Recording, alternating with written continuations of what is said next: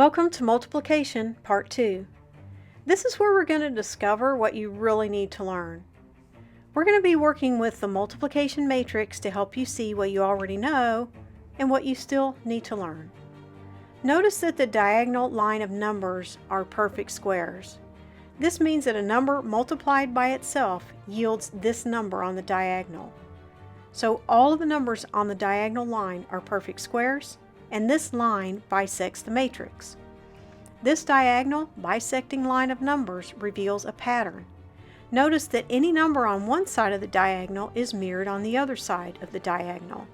This is true for every number in the matrix.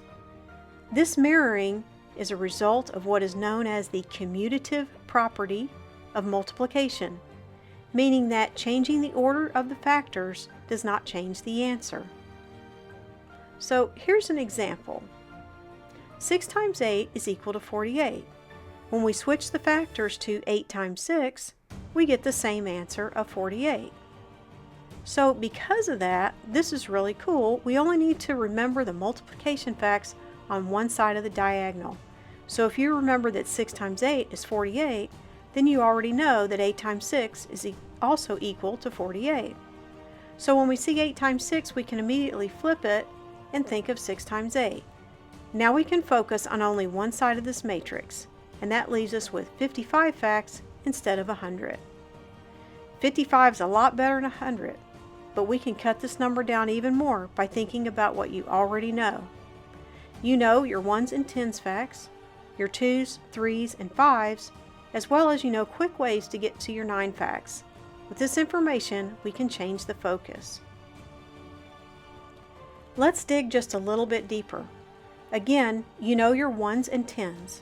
You can skip count 2s and 5s quickly. You can also skip count 3s quickly with just a little bit of practice. And 9s have characteristics that make them easy to access quickly.